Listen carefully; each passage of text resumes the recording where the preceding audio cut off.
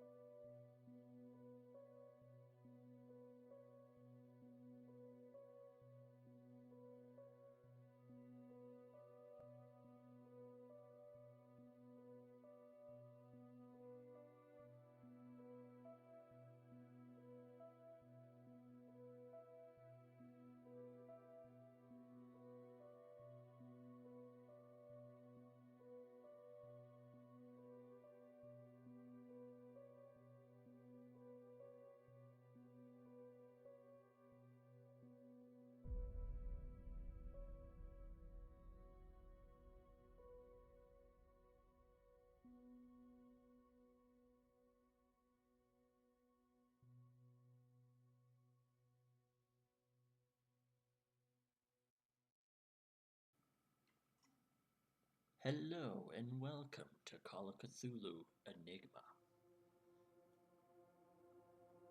Before we begin our game and our story, I'll just first tell you of a session that was missed that will now be used as the prologue to our dark adventure. It first begins in a supernatural investigative location called Enigma. Enigma is a wide corporation that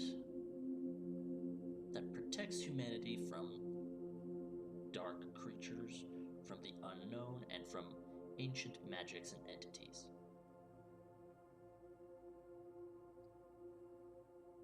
In Somerville, a small town, there was a small branch of Enigma. There were 3 members that work. One, named Sean, who was the son of the local mayor of the town. Gerald,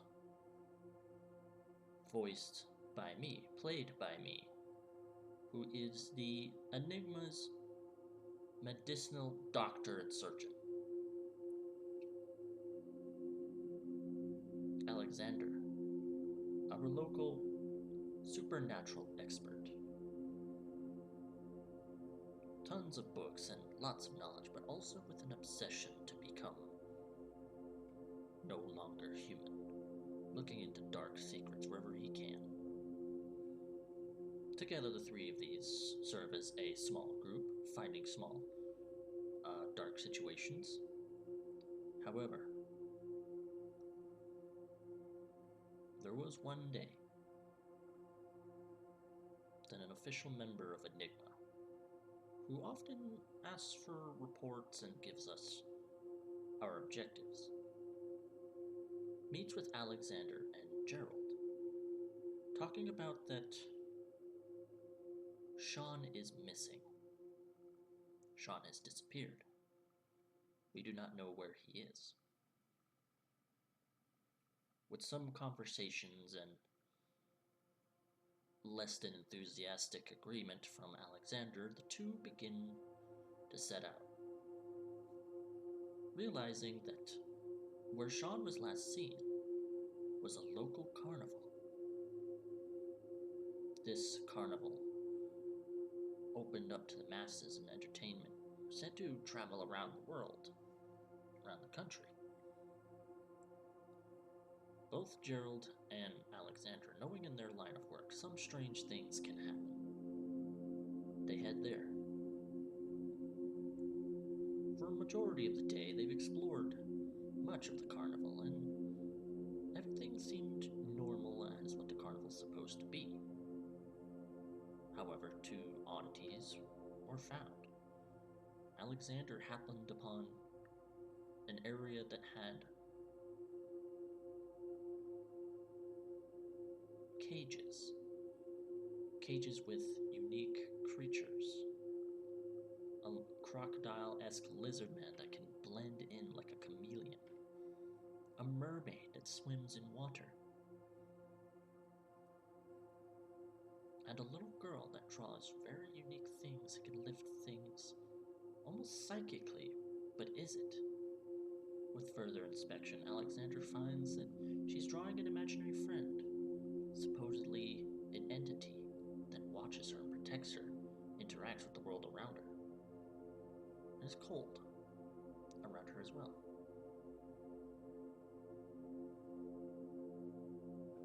Gerald, however, who had took a lovely dog with them. The dog belonged to Sean, but he took her on a walk and was taking her to the carnival itself, using her nose to see if she can sniff out Sean. Gerald went into a house of mirrors after leaving the dog with a caretaker of sorts. Gerald, moving through this house of mirrors, is plagued with nightmarish visions of himself and self-doubt, voices speaking to him, claiming that he is a terrible doctor. Gerald, in all of his life, all he wanted was to save people and protect the people he loves and the people around him.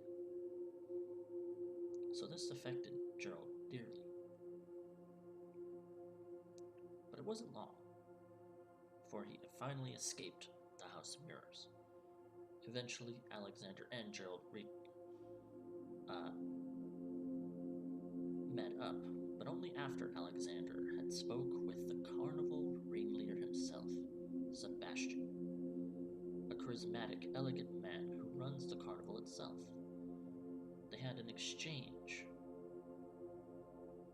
of strange curiosities. Alexander would get the feeling that there was something more to this carnival ringleader, but could not put his finger on it. In fact, he was rather bored of the fact. But when Gerald and Alexander met, with the dog sniffed out an old shack. Within the shack, stealthily they were able to approach it, get in, and find themselves down below. It appeared to be a dugout little basement area beneath the shack. But what Gerald and Alexander saw surprised only Gerald. Alexander was rather excited about the fact. 4 individuals, all with their faces erased, as if not there. No eyes, no nose, no mouth.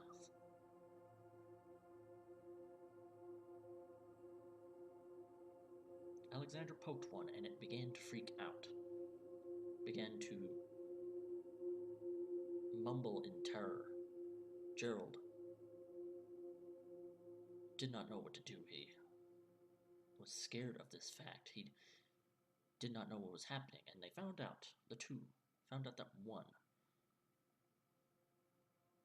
of the folks missing their face was indeed their friend Sean, their 3rd member of Enigma.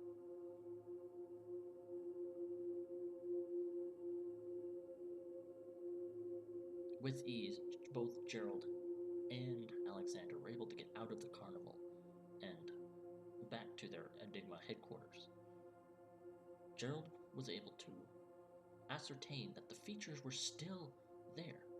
The eyes, nose, and mouth, they were still there, but they were underneath the skin. Their face was stolen, but their actual face was still there. Gerald got to work. Though he is not a plastic surgeon, he did his best to surgically aid Sean in creating eye holes, nose, and a mouth for him. Though he would forever look odd, his face would forever look strange. Sean could breathe, he could see, and he could smell again. But what's strange was he was not suffocating while his face was erased.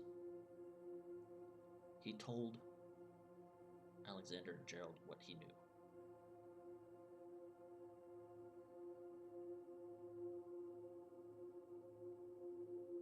Oh, sorry. Alexander actually did not go with them. He stayed in the carnival itself, just to keep an eye. When Gerald returned, he wanted to get all the people out that he could. The last 3 remaining, he could only make it out with Sean. Returning there, him and Alexander hatched a plan. Alexander, on this night,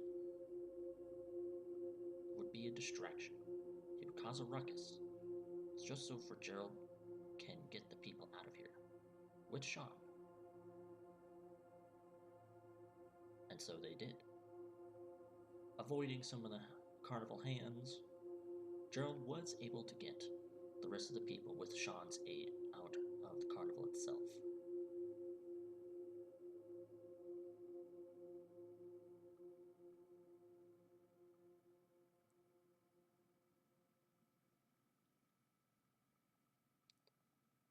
All while Alexander began to start a fire. A fire that would spread from tent to tent. The chameleon monster and the mermaid were able to escape because the mermaid, when she steps out of water, she has human legs and is able to escape freely. The chameleon monster did as well. The little girl, unsure of where to go. Eventually, Gerald and Sean came back. Sean, equipped with a weapon. Gerald with knives. Met up with Alexander and basically took fight to Sebastian and his lackeys. Now knowing that Sebastian stole all their faces and had combined them into a leathery mask made of skin from all 4 of them. A fight ensued.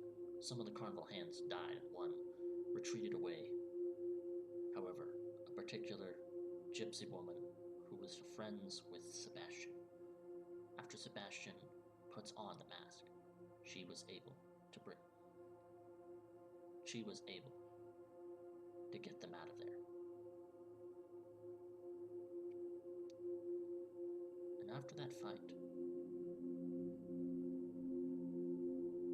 Gerald went to find Susan, the little girl with an imaginary friend, or devil or demon, we're not sure, that seems to be around her at all times.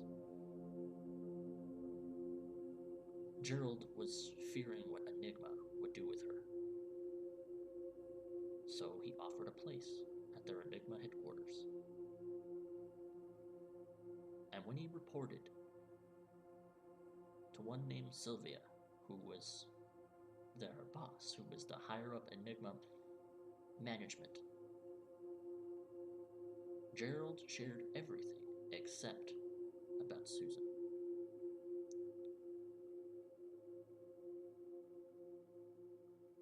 When Gerald performed his surgery on the 3 last remaining people whose faces were missing, they were grateful.